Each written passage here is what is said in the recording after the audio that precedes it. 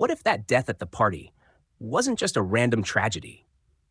What if it was the exact moment that locked Rue into a world she can't escape anymore?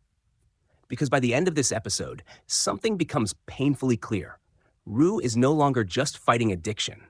She's crossed a line into something far more dangerous. And the scariest part is, she thinks she's being saved, when she might actually be walking straight into destruction. 5 years have passed, and that changes everything. This doesn't feel like a continuation. It feels like a transformation. The show doesn't try to reconnect us gently with these characters. Instead, it throws us into a new reality and asks a much darker question. What happens to someone who survives, but never truly heals? Rue is the answer to that question. When we see her again, she's not the same girl trying to stay clean. She looks more stable on the surface. She's moving with purpose, making decisions, functioning in a way we haven't really seen before. But look closer, and it becomes obvious this isn't recovery. It's something else entirely. She hasn't escaped her addiction. She's redirected it. Now, instead of chaos, her life has structure. Instead of spiraling, she's operating. Working for Laurie isn't just about making money. It's about being part of a system where her impulsiveness, her risk-taking, even her self-destructive tendencies actually serve a purpose. And that's what makes this version of Rue even more dangerous than before. Because addiction is usually messy and unpredictable. But this is organized.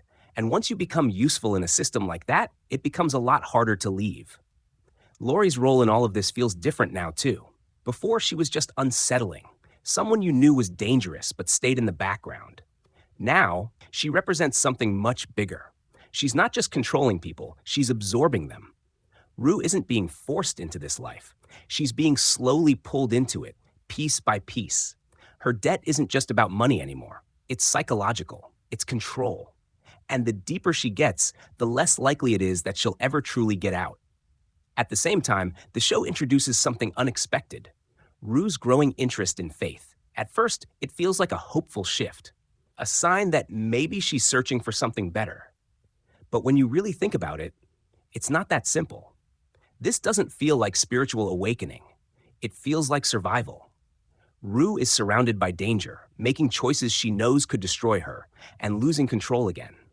So naturally, she looks for meaning. Because if everything happening to her is part of some bigger plan, then maybe she doesn't have to fully face what she's doing.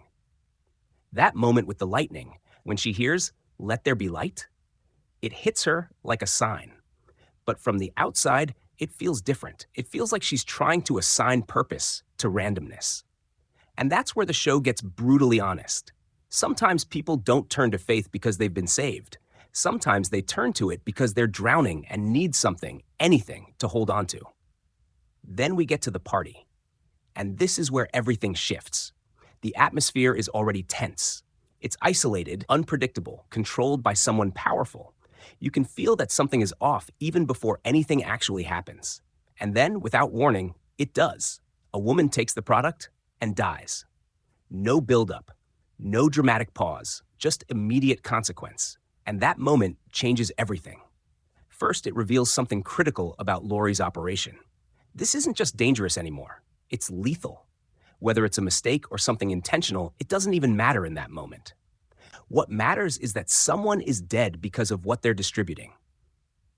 Second, it creates tension between Laurie and Alamo. This didn't just happen anywhere. It happened on his territory. That's not something that gets brushed aside. In a world like this, that kind of incident doesn't stay isolated. It leads to conflict. And third, and most importantly, it traps Rue even deeper. Because she was there. She saw it happen.